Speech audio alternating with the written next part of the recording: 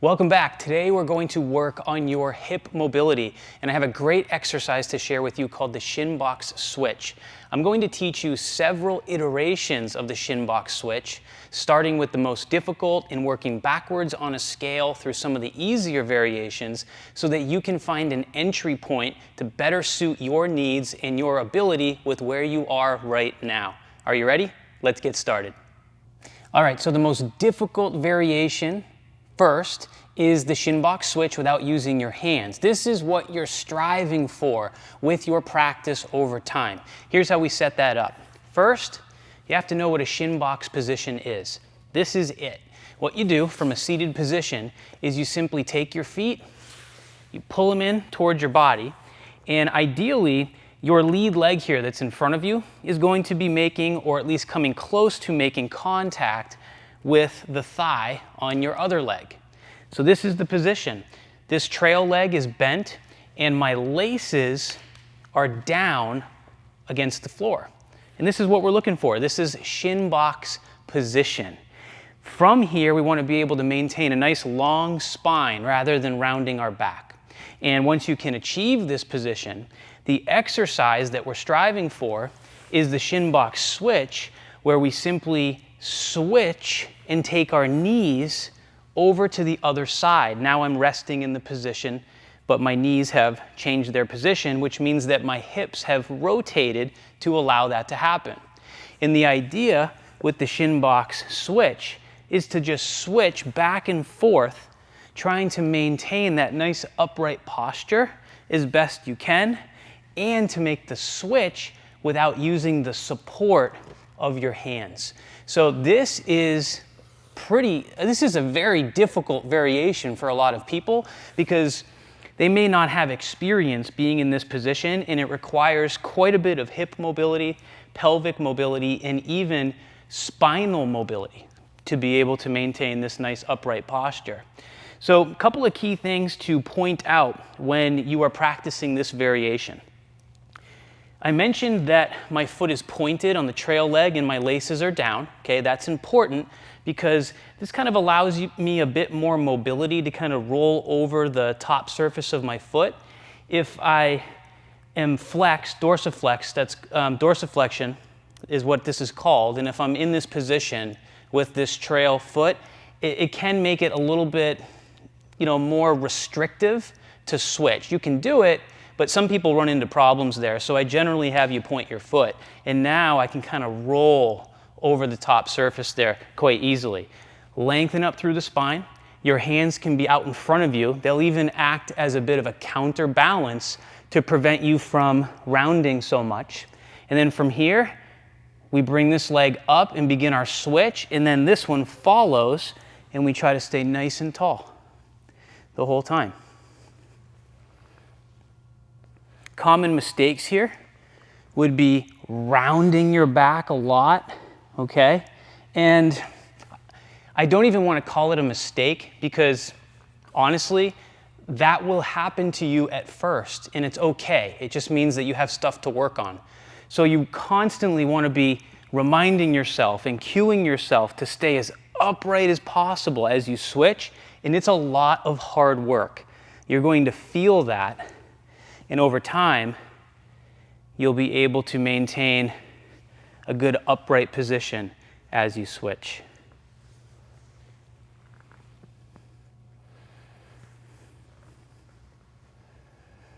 Okay, so you've seen the final product, what you're striving for with your practice over time with that Shin Box Switch without the assistance of your hands.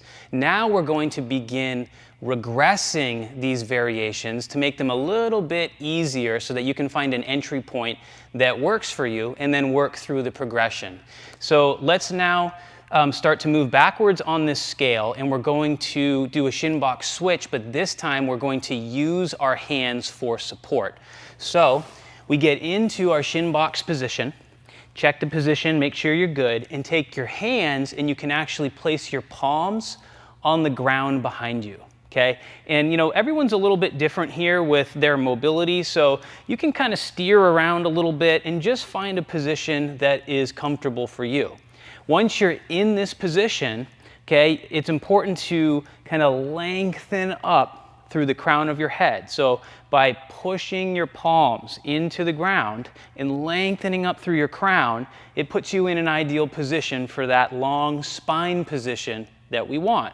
Now from here, I have the support of my hands, and I can simply switch my knees to the other side. And I can walk my hands around a little bit with this based on what I need comfort-wise, and just start working the position and the movement, making sure that I'm always directing that force through my palms and staying nice and tall. What you want to try to avoid is making the switch and breaking down your posture to make the switch. Okay, we want this feeling of being tall and opening our chest a little bit. Use the ground to your advantage by giving you the support that you need.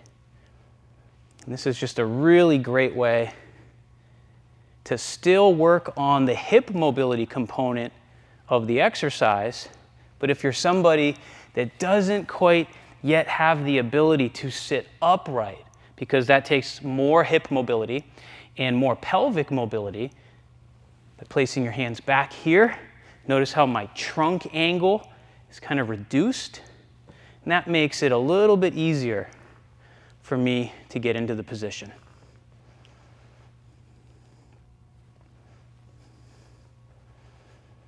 One thing to point out when you are practicing this assisted variation with your palms down is that you can actually focus on one hip at a time, and this will really just isolate the rotating hip a little bit more.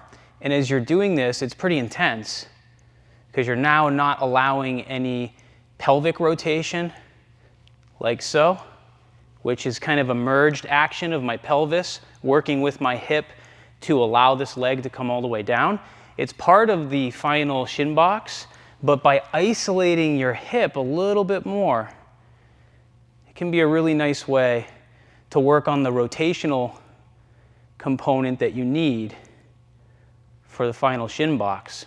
So as I'm doing this, I'm trying to keep my legs nice and wide, open the chest, lengthen up through my crown, and now I'm only bringing my hip to its end range of motion rather than letting my trunk and pelvis rotate. And so that's about my honest range of motion there. I start to run into some restriction right there, and I'm trying to get to my end range by rotating inward, and I'm trying to get to my end range by rotating outward on both sides. But I'm just working one at a time. And you'll feel a lot of muscles working, you'll feel contraction, and I want you to put in some effort here to find your end ranges of motion. That effort at end range of motion is actually quite important for gaining mobility and making long-term progress.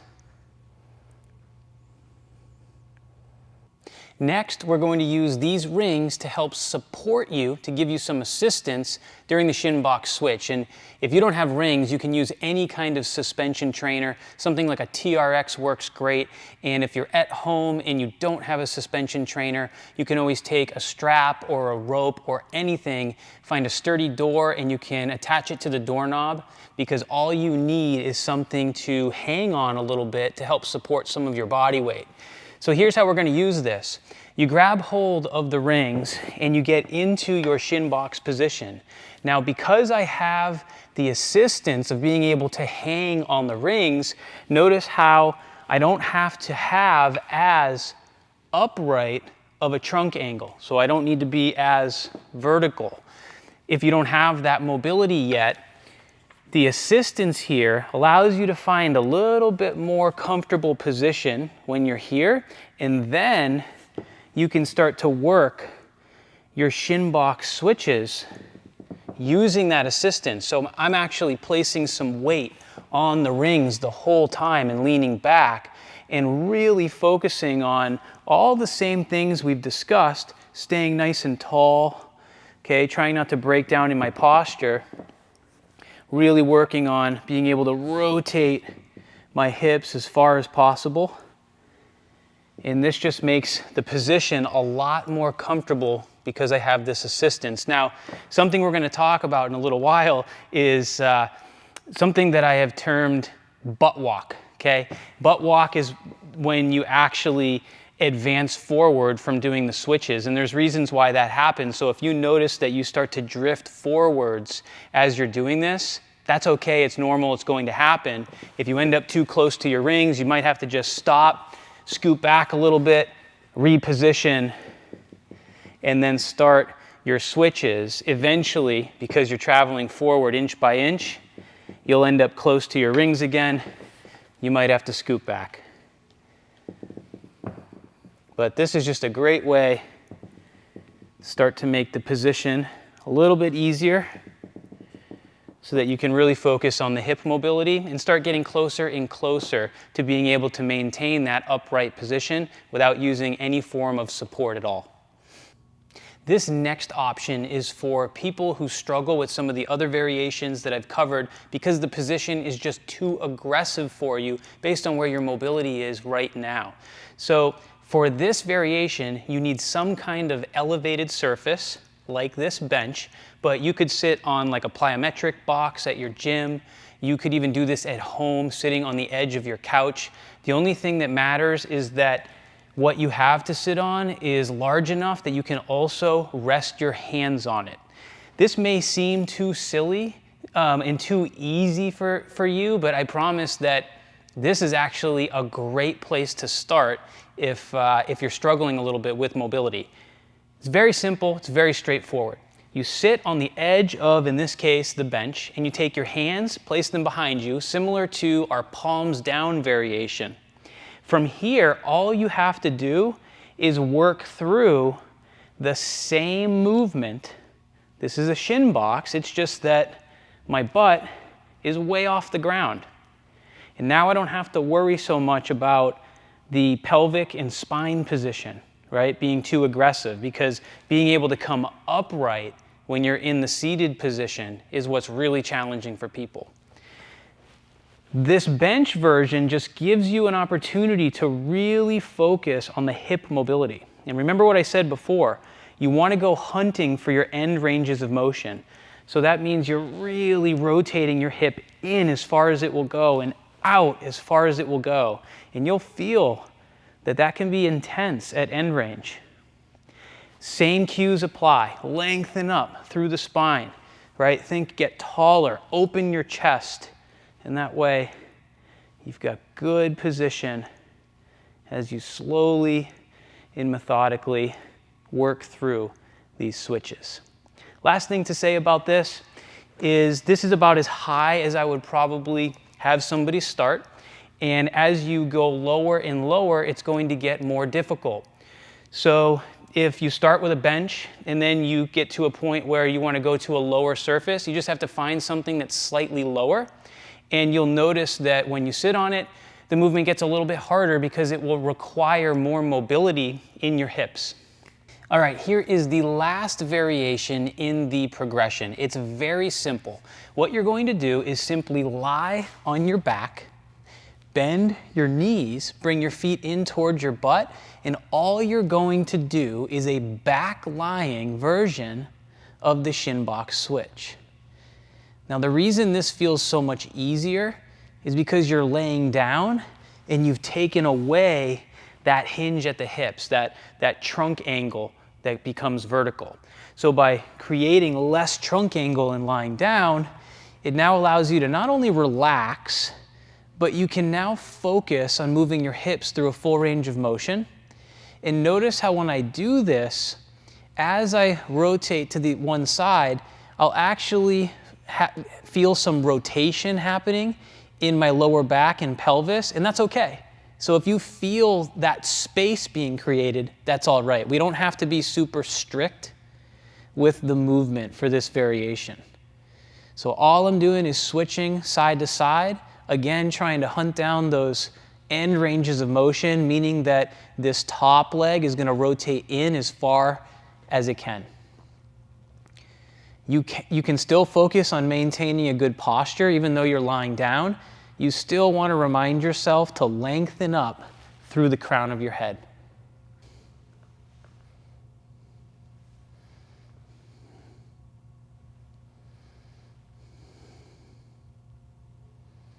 All right, let's get into some troubleshooting.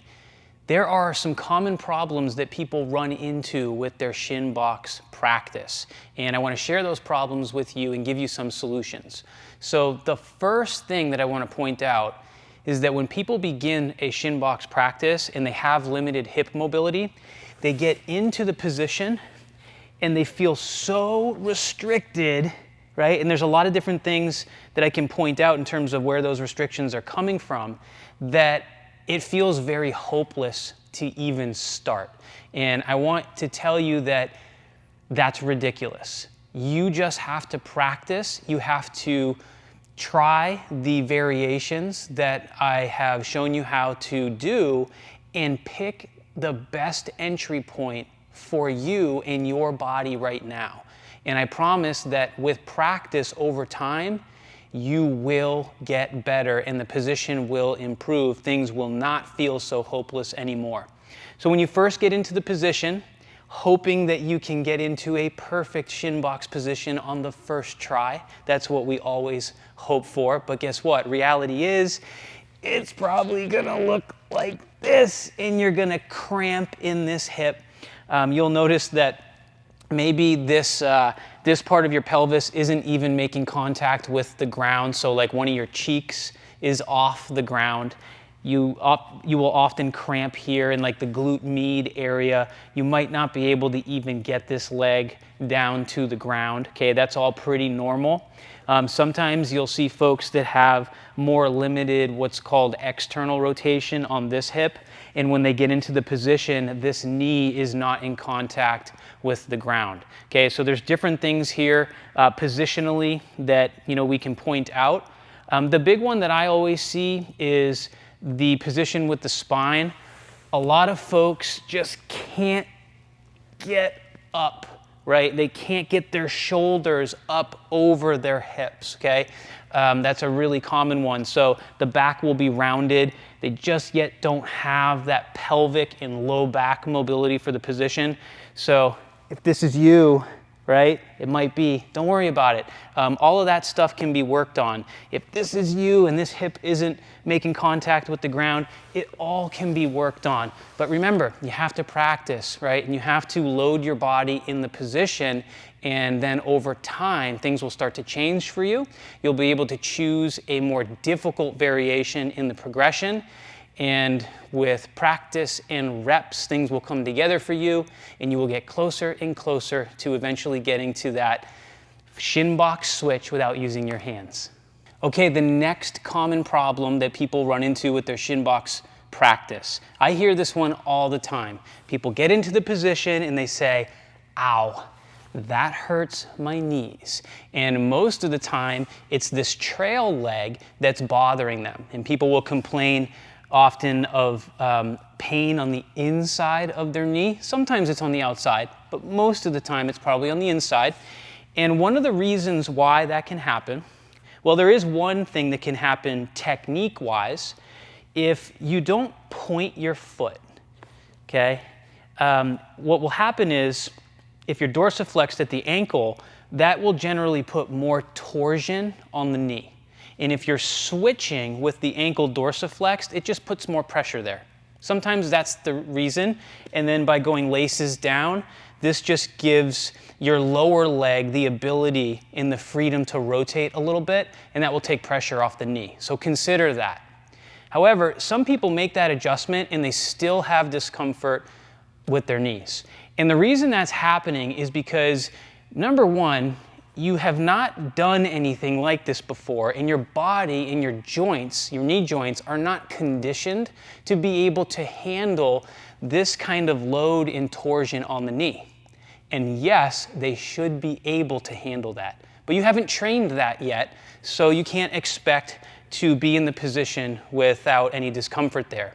So the first thing you want to do is understand what tibial rotation is, okay? Believe it or not, well, most people think a knee only does this, okay? Flex and extend. But believe it or not, we actually need to be able to rotate to some degree at the knee. And what I'm talking about is the lower leg. So think about like your shin being able to rotate. Okay, that's what I mean by tibial rotation. And tibial rotation is a requirement to be in this position. And if you don't have good tibial rotation and your tissues are not prepared for the type of torsion that's being put on your knee, it might cause you pain. So watch this. I can actually take my heel and lift it up off the mat while being in this position. And this is one way where I can start to work on rotation right here, where I lift my heel and I get that rotation of my shin, and then I come back down with my heel, and my intent is now to lift my big toe side of the foot off the ground, and there may not be any movement there, and that's okay. So I rotate here, and then I rotate there, put a lot of force into that to create this space, and I'm effectively working on this tibial rotation in a much more position-specific manner, which can really help me achieve this shin box resting position over time. So that's one idea. This second idea is basically the same exercise, just done in a different position. We call it a hanging tibial rotation. You can do this sitting on the ground, sitting on a bench, or even standing up if you wanted to. The idea is that you're going to really isolate tibial rotation in this position. And so what you can see here is that it's actually my shin rotating in and out rather than my foot and ankle. A lot of people will think they're rotating their shin when in reality they're just moving their foot and ankle. So that's cheating, don't do that. Instead, take your hands, place them on the lower part of your knee, and the idea is to make this really small motion rotating in and out. And you'll feel that rotation happening. I also sometimes tell people to take their hands, place them on the back of their legs so that they can feel their hamstring muscle. And when you make the rotation, you'll actually feel the involvement of your hamstrings helping you do that. That's also another good way to get some feedback on the movement. This can be really difficult for people. This is, motor control that a lot of folks don't have. So you really need to practice this so that your brain understands how to rotate here at the tibia. And over time, that motor control that you're building and that mobility that you're building is going to serve you in this position. Because remember, the shin box position requires that tibial rotation. And if you haven't done this before or anything like it, again, as I mentioned, it puts torsion on your knee. So this is just a great way to start to build that motor control and start to train the tissues here locally to be able to handle that position. The last solution here for the knees is our knee circle exercise. This is a great way to mobilize the tibia as well. What you do here is you get into a lunge position, and we're going to be taking our knee on the forward leg through a circular motion. Okay, so at first, your circle might be pretty small, and that's okay. That's where you might need to start. And what you'll notice is, as I take my knee through a circular motion, I'm really beginning to put load in or on my knee in a pretty awkward position. And this is just an awesome way to mobilize the tibia. And of course, we can go both directions. Over time with practice, you can start to really deepen the position. We're always hunting for full range of motion and trying to move with good control. And what happens is, over time, with repetitions, your knees will really like this and you'll be able to tolerate much greater forces in 360 degrees here. So once you practice the knee circles, you then want to go back to testing your shin box position. That's really key. I'm talking about retesting in the moment. That's what you have to understand. I'm not talking about retesting 12 weeks from now. I actually mean that by mobilizing your knees appropriately, you could potentially retest this position and find that doing the hanging tibial rotations or the knee circles could improve you so much that now when you get into the shin box position, you're able to practice without nearly as much discomfort on your knees. All right, the last problem. Let's talk about your butt. Walk. Butt walk. Remember, I said it's a thing.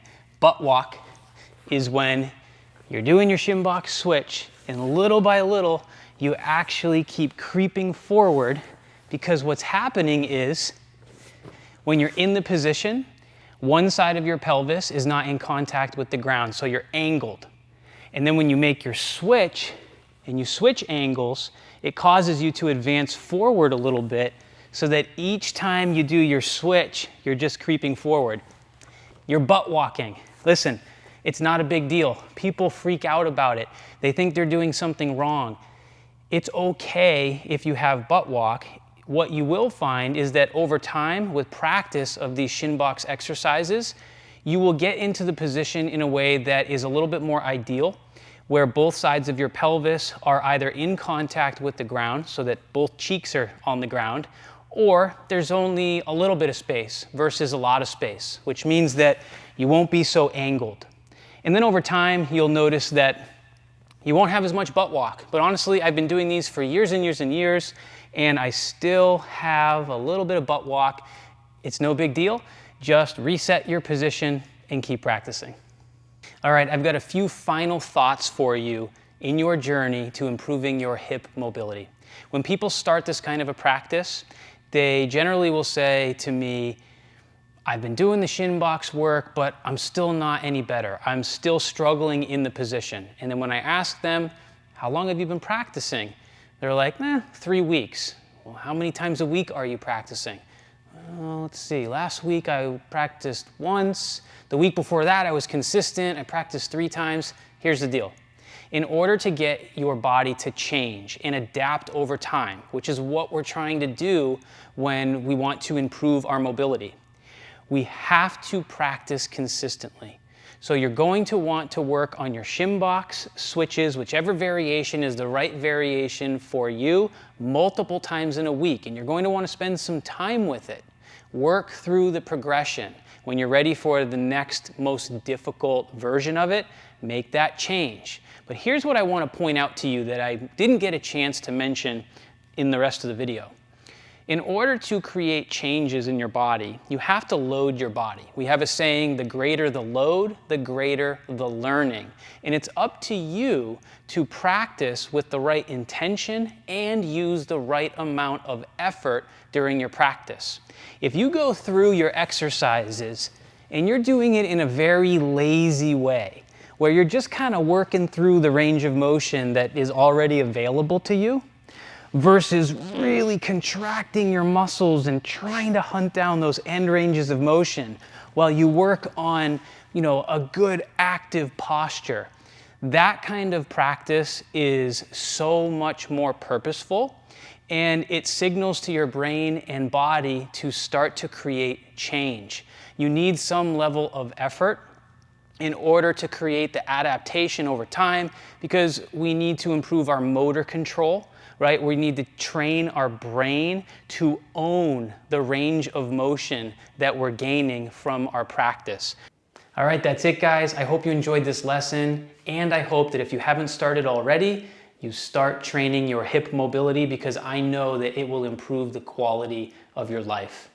Last, if you want to win a free month in our Strength and Mobility Dojo, make sure to like, subscribe, and comment on this video, and you'll be entered to win. I'll be picking 3 winners. That's it. Thank you so much for watching, and I'll see you soon.